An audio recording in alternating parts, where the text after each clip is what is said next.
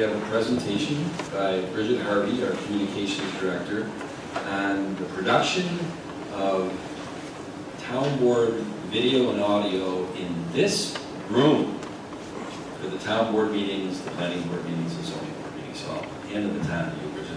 Thanks, Tom. Thank you for the opportunity to discuss the production of meeting videos for the town board meetings, the planning board meetings, and the zoning board meetings.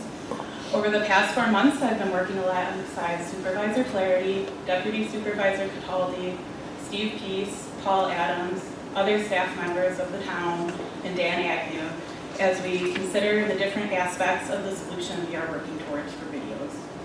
As an update to the town board, I'll briefly take you through some of the questions that have developed as we work through this process.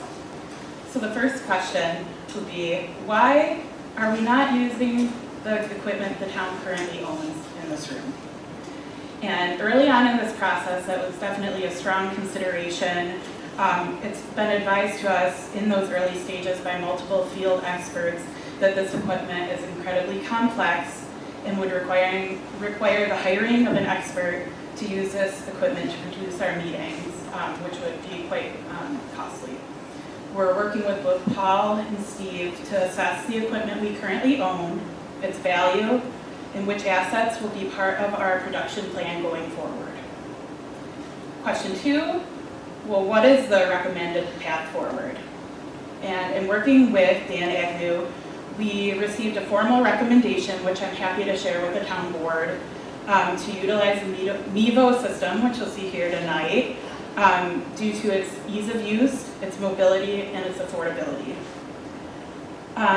Coincidentally, Dan's here tonight with us once again to test this technology, which is becoming more prevalent in recording live events, including community meetings, sporting events, church services, and so on. Dan joined us back in January to test this with 3 cameras, and while the results of that test were promising, it was clear that we needed more cameras than 3. For a room of this size and for the layout that we have, the recommendation is 5 to 6 cameras. Tonight we are testing with 5 cameras. The benefits of the Mevo system include the ability to hook into our existing soundboard, the capability to cast presentations and other information directly onto the video screen, and the flexibility to record meetings outside the confines of the town boardroom if needed. Question 3, when can we expect a permanent solution? So I can't promise a date, but after this workshop, our team will have the opportunity to internally review the product of tonight's meeting, and should output meet or exceed our expectations, we'll likely move forward with working with Paul Adams and the finance department to purchase the equipment associated with the system. In that process, we will also test live broadcasting with the system. And our final question is, what accounts for the length of this process? Our team has been working on this long-term and lasting solution for meeting videos, and we've been intentional in making decisions and considerations that not only are reactive to the immediate needs of the Webster community, but also are proactive in anticipating what will be most helpful and prudent for residents and others well into the future. As a side note, along with these changes that are coming in terms of meeting video output, we're also working to update accessibility within this room in terms of sound and visibility of our screens. As we move forward in the next several weeks, I'll look forward to keeping the board updated as well as the community. And I thank you for your patience and for your time, and I'll welcome any questions.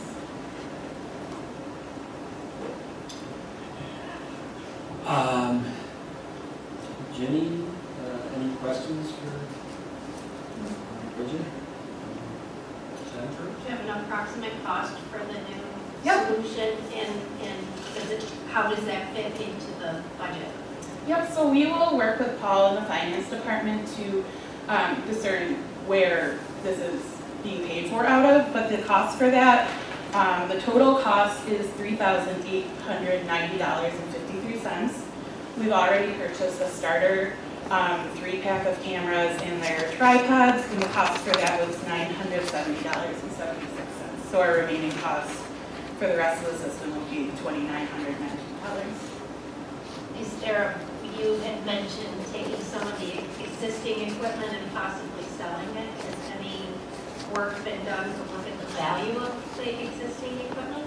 So we have the values at the cost of their original cost being purchased through 2017 through 2023. That amount is $29,229. However, quite a bit of that equipment is still going to be used, including computer equipment, this bulletin board right here, our soundboard, the snake on the floor that connects everything. So substantial amount will still be used.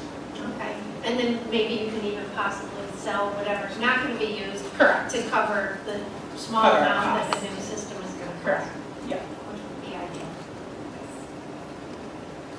I don't have any other questions.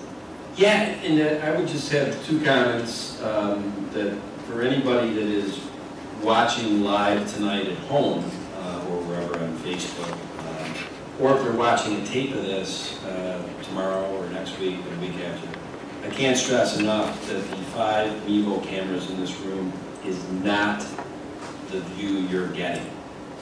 So if you're watching this live right now, or you're watching a tape of it, what Bridget just described, the demo that is being done by Dan Agnew tonight with the 5 Mevo cameras in this room is off-line.